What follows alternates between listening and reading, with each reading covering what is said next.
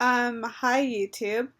This is pretty much like my first video that I've done like in a while that actually has to do with a topic, so to say. I've been asked a lot of times like, "Oh, how did you learn Spanish?" And so I would kind of like to talk about that subject today in this video. Um, yes, I speak Spanish. I learned Spanish maybe about 10 years ago. I'm 22 now. Or at least I can say that's when I started to learn Spanish. Um, I will give like a little snippet, I guess you could say, of how I speak Spanish. Hola, soy Olivia. Yo nací acá en los Estados Unidos, en el estado de Texas. Yo aprendí español en la escuela, pero más adelante voy a hablar más sobre ese tema para que ustedes aprendan, pues se den cuenta cómo es que yo aprendí español. Okay, so that was a preview of my Spanish. So yeah, here's the story for how I came to learn Spanish. Um, I learned Spanish in school when I was about 10 years old, maybe 9, maybe younger. I learned it because the school that I went to was primarily Latino. Like my closest friends were Latino, like they all spoke Spanish and I wanted to know what they were saying. And so that led to me having this curiosity. I remember my older brother, he actually took a Spanish class before I did, obviously. And when he was learning the alphabet, her name was Senora Clark, and she was from Panama. And like my brother came home and he was learning the alphabet, and it went like A B C D E F, like that. And so I literally studied the alphabet with my older brother. And to this day, like he hates Spanish, and I'm over here as a Spanish major at UT. Um, so that's how it started. Um, and so like I was just always that student who took Spanish very serious in class. Like it was my favorite class in middle school. And like I was always really good at it. Like I was literally taking notes. I did good on all my tests. Like I was teacher's pet. I even went to like a competition where I had to read a poem in Spanish, and I just thought I was fluent. Like I just thought it was the bomb.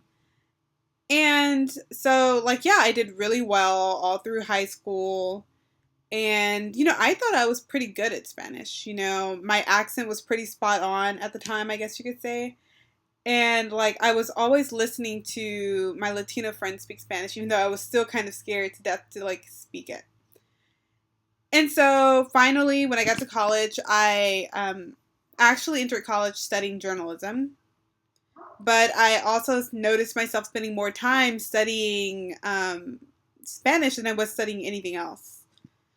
And so, I did really good in my Spanish class. I guess my first year. I guess I did average. That was the first time I was actually being challenged, and I was actually realizing that there was a lot more to Spanish than what I had already learned in school. Like I was like, oh my god, there's a subjunctive. There's like all of this stuff, that I never even knew existed, but I thought I knew everything about Spanish. And so, like, that's when I discover, like, subjunctive. I discover all of these different accents. Like, all of these things that I never really knew existed, I discovered in college. So, my freshman year, I'm just fascinated. Like, that's when I felt like I was actually challenged for the first time to, like, really learn Spanish. And so in college, I had a TA, a teaching assistant, and we were required to go to her class like every Friday morning at like 8 in the morning. It was the worst, 8 in the morning, and so she was from Spain, and I just remember she spoke English really weird. Like she had the weirdest accent in English, but she was Spanish, like she was from Spain, and that's when I discovered that, oh, in Spain they speak differently. They speak with the ceceo instead of the ceseo that we see in like Latin America and in the Canary Islands and pretty much in every other part of the world. And so that's when that curiosity came about different accents and things like that. And I like told myself, I was like, I'm going to study abroad while I'm in college. Like that's what I'm going to do. And that's the only way I feel like I can really better my language skills. And so like I was studying really hard. At that point, I felt like I was maybe above average. I still had a lot to go. Like, I still had a long way to go and everything like that. But I really tried really hard. I was also really focused on going to the University of Texas, transferring out of that school because I wanted to be a journalist, and that school wasn't known for journalism or anything like that. But it was more so known for its music program. And so, like, so yes, that's where my curiosity really began to grow about the language, when I began to realize that there was more to Spanish than what I actually knew. And so I just discovered that there was just so much more out there. And I just had all these curiosities, but I was scared to, like, necessarily break out and, like, really speak the language. And so when I get to the University of Texas, that's when I was actually challenged really, really, really, like, the hardest ever in my life with the language. I had this teacher, my very first Spanish teacher. She was from Costa Rica, and I actually ran into her at happy hour. It was so ironic. A couple of weeks ago, I didn't speak to her because, her class was really hard, and I did not like her. I liked her, but her class was really hard, and so because of that, I didn't really, like, want to be her BFF or anything.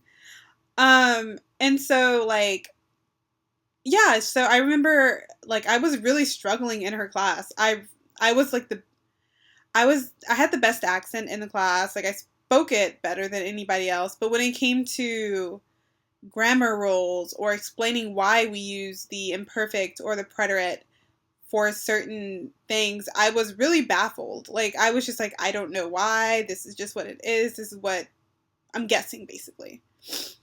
And so, like, I really struggled in the class. Like, I was failing some of the tests, and I was just dumbfounded because Spanish was my life. I was spending forever, like, I was studying it more than I was studying my journalism materials. And so, like, when I was close to failing that class is when I went and met with my professor. And she told me, she was like, you have to do more, Olivia, than just come to class. Like, you have to make Spanish a part of your life. And at that point, it, like, really clicked in me. I was like, that's when I began to, like, start listening to music in Spanish. And so, like, Spanish music literally became a part of my life. It got to the point to where I wasn't even listening to what, the popular music here in America was. Rather, I was listening to, the song that just came out was the song by Don Omar, Danza Kuduro, that song. And I still love that song. And every time I hear it, it reminds me of my struggling days with Spanish. And so, yeah, I started listening to Spanish music on my way to class. And the campus is pretty big. And so I would have, like, maybe 10 to 15 minutes in between each class where I was walking, to the next one. And I was listening to Spanish music. I also began to look for resources online. That's when I discovered that there was a whole online community of people who were learning different languages. And I was obsessed. Like, I literally became obsessed with learning, like, actually being good at Spanish and learning it. And so I found online communities where, like, people from all around the world were getting together just to learn a language, and so many people that, I'm sorry, my computer went, sleep kind of. So, yeah, that's when I discovered that, like, there are people all around the world who were willing to do exchanges with your languages. And so one of my favorite sites now is sharedtalk.com. And so I joined that site, and I still use it to this day because I'm learning another language now. And it's amazing. And I feel like I've learned a lot, and I've met lots of people. Some are creepy, but some people aren't. And I've actually made friendships, you know? And I discovered online websites where I could practice my Spanish with other people who are interested in learning English. In exchange, I would teach them English, and basically my teaching consisted of me just speaking to them, just having conversations like, oh, how long have you been learning English? For what? Why do you want to come to the United States? What fascinates you? And in return, they would ask me similar questions. And that basically is how I learned like different phrases, how people really spoke it. It was less of a formal atmosphere and more of an informal atmosphere. I so that's so you know I built those type of relationships, and I would speak almost every day, especially when Christmas break came around in December, and I got my grade back from that Spanish class, and it was a C, and I was just like distraught. I was like, "Are you serious? Like a C, a C." I worked incredibly hard, and I'm getting a C. And that was my first time I ever got a C in a Spanish class, and it really devastated me because I was obsessed. Like, I was spending my entire day, every single day, surrounded by Spanish. Like, my television was on Univision, it was on Televisa, like, always.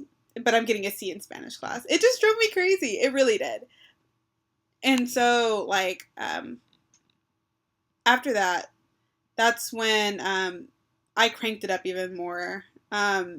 I had just applied to also go abroad to Spain for a summer, and like I was even more determined to like be able to communicate when I got to Spain, because it was my dream to go there, because my TA, my very first TA, she was Spanish, and so I was determined to be able to communicate and like come back from Spain even better of a speaker.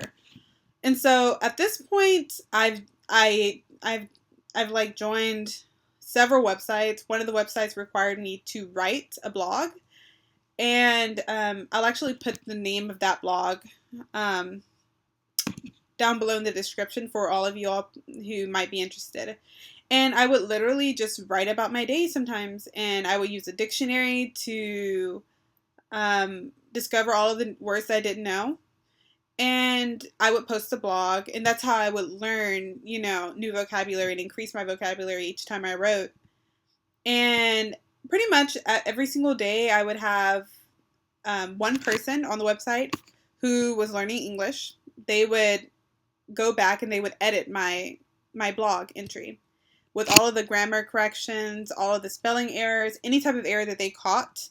They would go back and they would fix it for me. And in return, I would go to their blog, which was written in English, and I would give them all of my corrections that I found in their English grammar that weren't correct or sounded strange in some sense.